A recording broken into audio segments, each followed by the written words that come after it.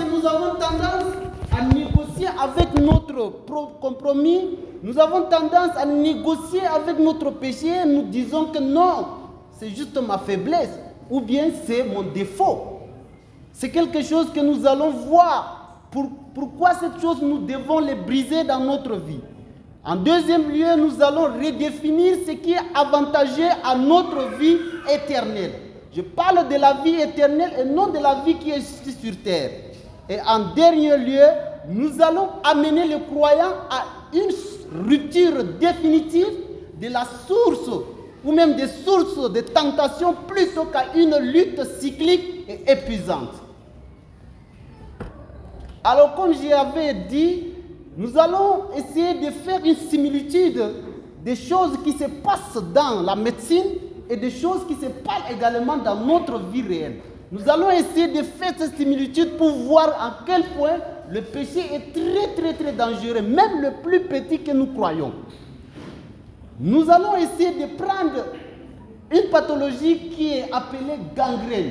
Nous allons essayer de montrer que même le péché aussi c'est une gangrène.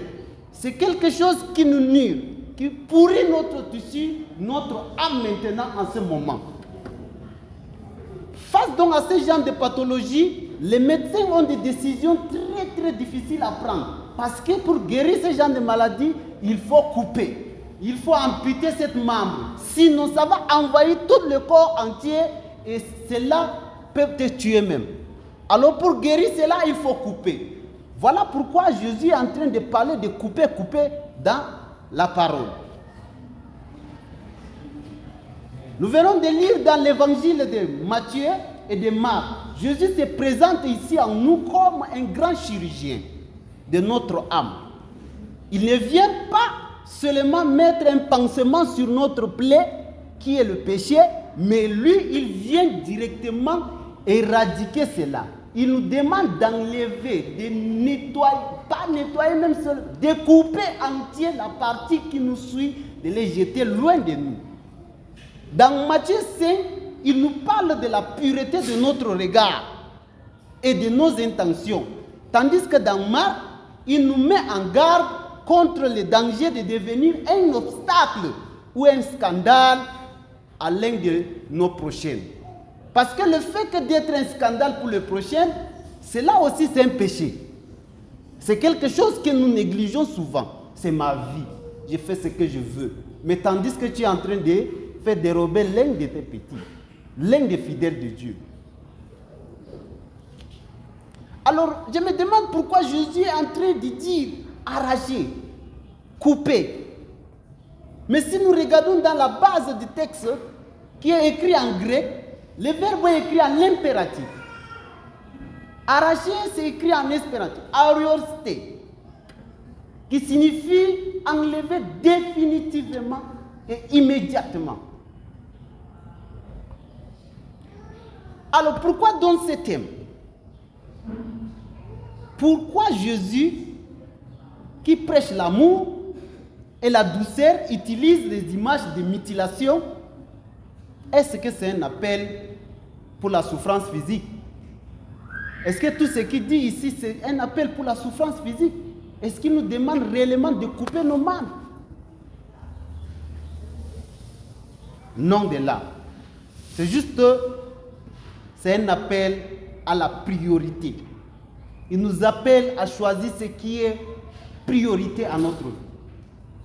Pas seulement la vie sur terre. C'est la vie éternelle qui parle.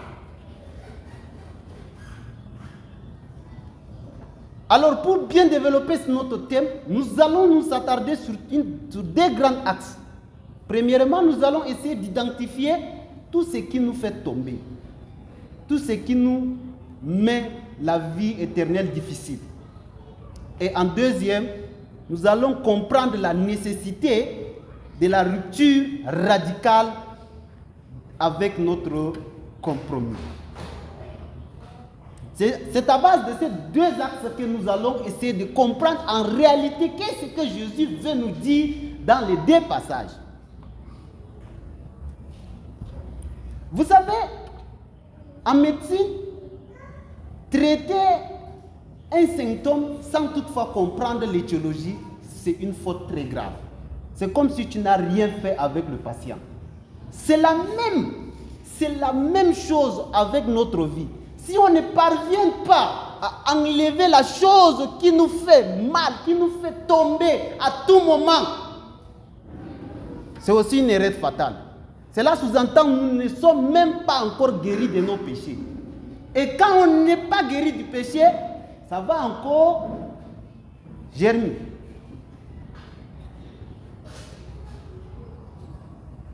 Voilà pourquoi Jésus nous demande d'être très attentifs en ce moment. Pourquoi il nous demande de couper? Pourquoi d'arracher? Il utilise ces paraboles juste pour nous faire comprendre que le but, ce n'est pas la vie ici sur terre, mais plutôt la vie éternelle. La vie éternelle. Puisque quand il utilise les termes œil, main, pied, il nous demande de couper. Nous voyons que l'œil voit et désire la chose. Le pied se déplace vers la chose. Et enfin, la main saisit et commet l'acte. Vous voyez que les deux choses nous amènent soit dans une bénédiction, soit dans le péché. Notre œil voit la chose et désire. Le pied se déplace vers la chose. Et la main aussi, il saisit, il commet l'acte. Et du coup, on se retrouve déjà soit dans une bénédiction, soit dans une malédiction. Maintenant, alors la question que moi je me pose, est-ce qu'il y a quelqu'un ici qui peut dire que lui, il a le courage de couper l'un de ses membres à cause des péchés? Ma main s'y a volé. Est-ce qu'il aura le courage de couper cette main et être macho? Ou bien le pied, c'est lui qui t'a amené vers l'acte. Est-ce qu'il aura ce courage de couper? Mais la réponse reste non. Car la Bible le dit dans Matthieu 15, 19. Car du cœur viennent les mauvaises pensées, les meurtres, les adultères, les fornications, les vols, les faux témoignages et les injures. Vous voyez que c'est loin de là que Jésus est en train de nous dire de couper l'un de nos membres. Mais c'est plutôt quelque chose qui est dans le cœur. Voilà pourquoi le thème est intitulé La chirurgie du cœur.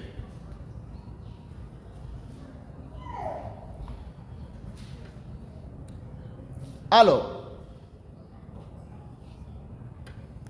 qu'est-ce que Jésus veut maintenant nous montrer? Si nous prenons l'exemple des péchés comme gangrène.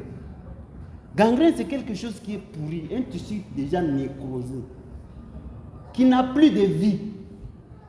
Est-ce que tu peux laisser ce genre de cordes sur toi? C'est la même manière. Est-ce que tu peux donc laisser les péchés en toi si tu veux vraiment le paradis? Tu ne peux pas hériter le royaume des cieux avec les péchés. Mais aujourd'hui, l'occasion est là. Car la Bible le dit. Seul Jésus est l'unique chirurgien capable de faire ce genre d'opération. Donne juste ta vie à Jésus-Christ. Il va opérer, il va enlever ces gangrènes qui est en toi. Je ne sais pas ce genre de gangrène qui te mène la vie difficile. Peut-être c'est ce gangrène qui t'empêche à avoir la paix du cœur. C'est ce gangrène qui t'empêche à avoir la joie infinie. C'est ce gangrène qui t'empêche d'avoir la force. C'est ce gangrène qui t'empêche d'avoir la réussite ou le mariage. C'est ce gangrène qui t'empêche d'avoir le succès ou la promotion. C'est ce gangrène qui t'empêche d'avoir les enfants même. Pourquoi pas la guérison, la richesse? Alors il est temps pour toi de savoir identifier ces gangrènes qui t'empêchent d'avoir tous ces choses citées. Pour que tu les présentes à Jésus, le seul chirurgien qui est capable d'opérer et d'enlever pour te donner de la vie éternelle. Alors il faut le présenter. Il est prêt aujourd'hui. Il est dans son bloc opératoire. C'est à toi maintenant d'identifier cette chose, de le présenter ta maladie. Il est là pour toi. Pour toi, pour moi et pour nous tous, pour ceux-là qui veulent la vie éternelle.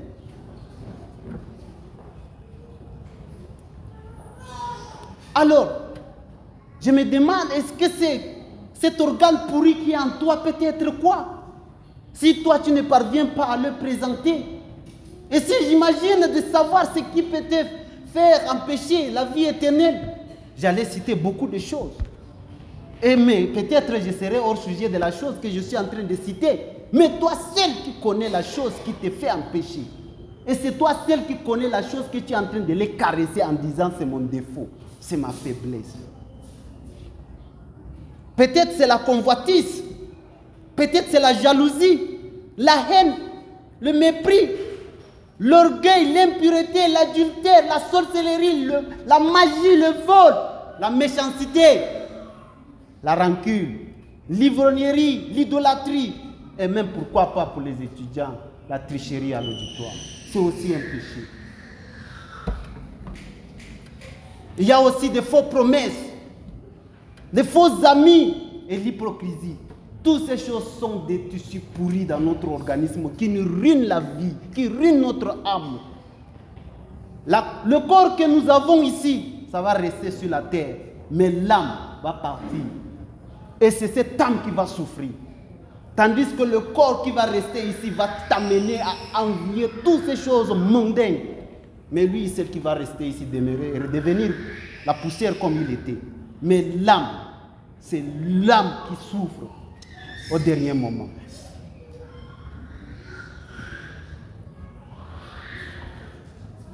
Alors on ne sait même pas ce qui se passe.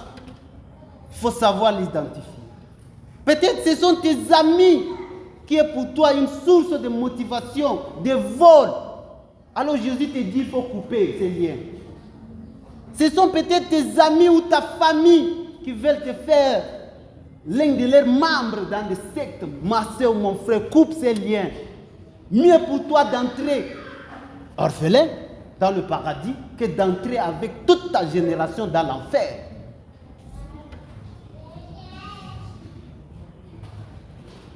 Et c'est plus pire encore aujourd'hui. Nos jeunes sont en train de vivre des choses vraiment délicates. Un ami veut t'offrir un cadeau, mais il veut d'abord profiter de ton corps. Ma soeur, il faut couper, mon frère, il faut couper. Il faut couper, ça fait partie soit de ton œil, ou soit la main ou le pied que Jésus te demande de couper. Il y a des amis qui se regroupent. À l'auditoire, c'est beaucoup plus de choses que nous vivons. Ils forment des gangs qu'ils appellent les cartels. Ah, nous sommes des gangs ici. Lors de l'examen, ils forment, ils prennent 2 bancs. Ils occupent. Les tricheries qui passent. Si on te demande de faire cela, ma soeur, mon frère, quitte. Parce qu'ils sont en train de ruiner ton intelligence. Ils sont en train de t'amener vers un endroit que toi-même tu ne connais pas. Si tu t'habitues avec ce genre de choses, tu seras un grand corrupteur dans le monde. Tu seras un grand corrupteur. Et tu n'auras même pas pitié de faire quoi que ce soit qui est néfaste.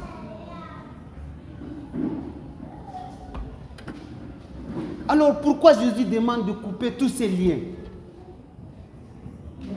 Il demande d'arracher tous les organes qui nous mettent vers la perdition.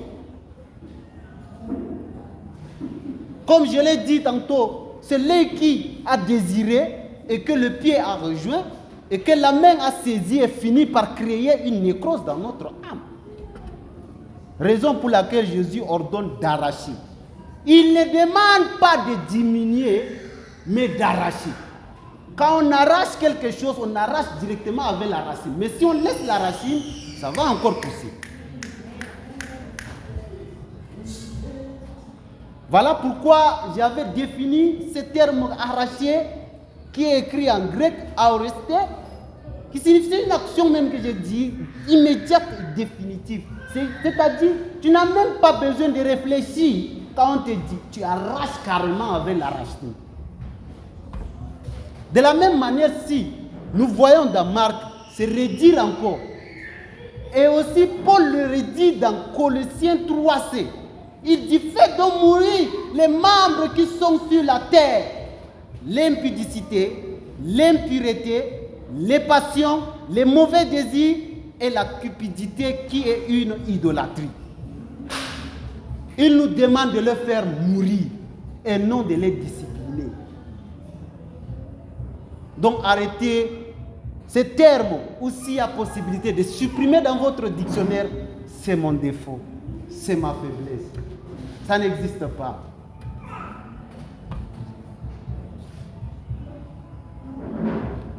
Alors comment comprendre la nécessité de cette rupture radicale? C'est vrai, l'amputation spirituelle peut être douloureuse pour certains. Rompre avec certaines relations toxiques, comme moi, mais je ne sais pas, j'appelle relations toxiques parce que ça n'honore pas notre Seigneur. Il te demande de quitter un milieu où tu n'honores pas de Dieu. Mais tandis que toi, tu profites de ce milieu pour faire peut-être tout ce que toi tu fais. Ça te donne peut-être la joie du cœur. Mais ça n'honore pas ton Dieu. Il te demande d'amputer cela. Je ne sais pas comment je vais dire. Comment tu peux faire?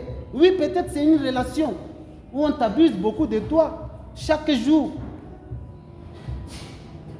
Mais toi, tu tires de profit. Peut-être c'est une relation qui est toxique. Bien vrai que c'est toxique, mais ça te donne des voyages. Tu voyages partout dans le monde.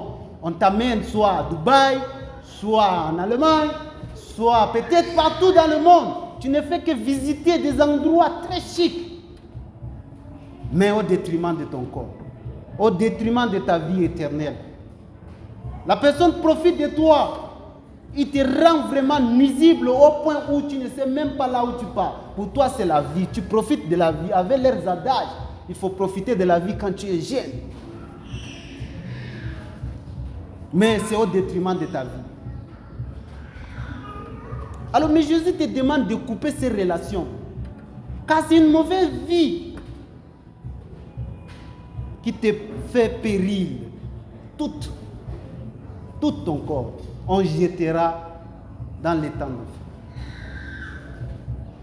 Mais beaucoup vont dire, mais si je coupe toutes ces relations, qu'est-ce que moi je vais profiter? Peut-être c'est cette relation qui te fait payer ta scolarité, qui est toxique. Un sugar daddy t'envoie de l'argent chaque fois. Ou c'était avec ces relations toxiques que tu as payé ta voiture, ta maison. On ne sait pas. Mais maintenant, aujourd'hui, moi, je te dis de couper parce que Jésus a dit de couper toutes ces relations. Tu te poses la question, mais si je coupe tout cela, qu'est-ce que je vais devenir? C'est vrai, tu as raison de poser ce genre de questions. Mais la Bible ne manque pas. La Bible ne manque pas. Parce que tout ce que nous sommes en train de vivre sur la terre, ce n'est pas du nouveau. Ce sont des choses que les autres aussi ont vécues. Nous sommes en train de suivre juste l'empreinte. Il n'y a pas de choses nouveaux. Pierre avait bien et bien demandé. Et il a demandé, il a dit à Jésus, dans Marc 19, 27, « Voici, nous avons quitté et nous t'avons suivi. Que nous en viendra-t-il donc ?» Et ils ont coupé tout. Ils ont laissé leur famille, les richesses, tout pour suivre Jésus. Mais Pierre demande, vous allez entendre la réponse majestueuse de Jésus-Christ. Il répond en disant, et quiconque aura quitté à cause de mon nom, ses frères, ou ses sœurs, ou son père, ou sa mère, ou sa femme, ou ses enfants, ou ses terres, ou ses maisons, recevra le centuple et l'héritage de la vie éternelle. Donc à toi, ma sœur, tu n'as plus question de te poser ce genre de questions. Parce que tu as déjà ta réponse dans la Bible.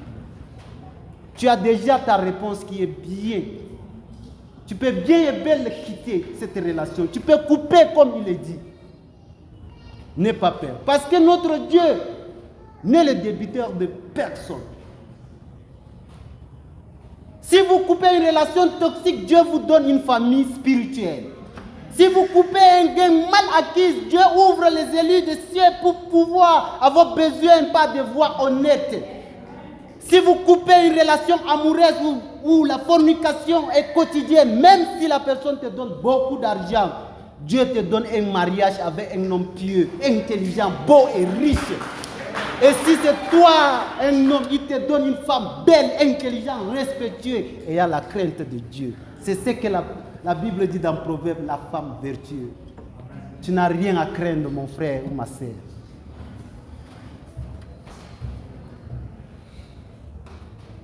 Vous avez convenu avec moi que le péché n'a pas sa place.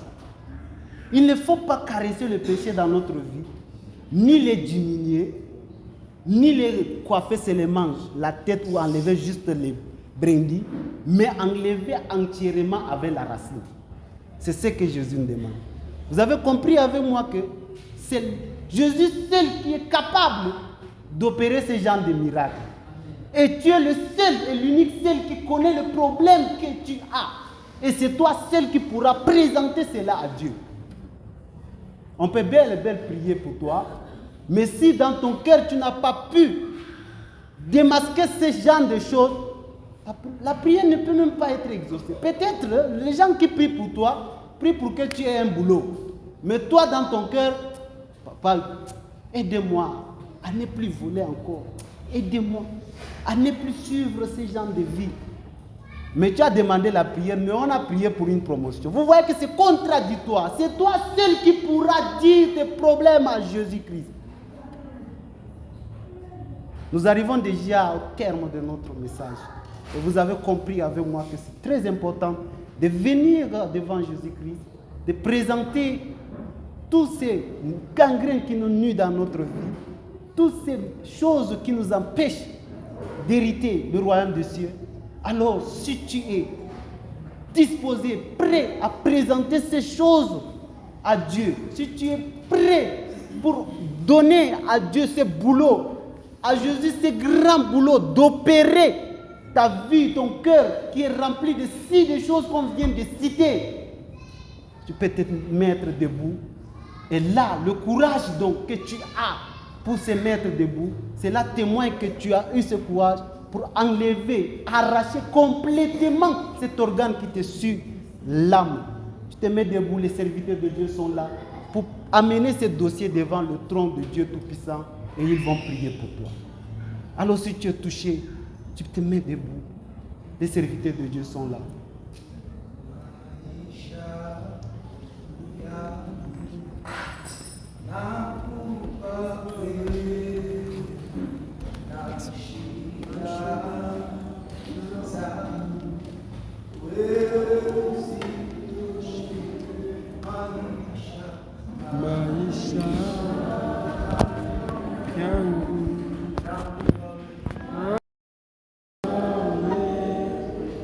Aba Ashida Saulu Wezitoshe Maisha yangu nakupa we na shida zangu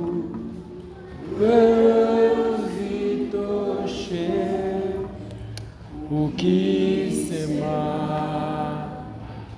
nani atakata? Bwana huruma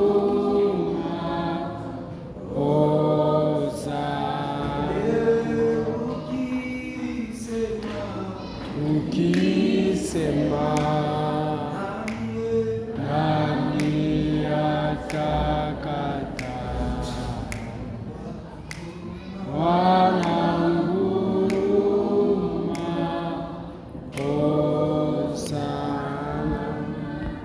La chirurgie du cœur, Jésus, lui, seul est le véritable chirurgien. Nous allons inviter le pasteur Amissi pour prier au travers de ces âmes qui sont disposées à faire cette chirurgie. Bienvenue, papa pasteur. Bienvenue pour cette prière. Bienvenue, Papa Pasteur.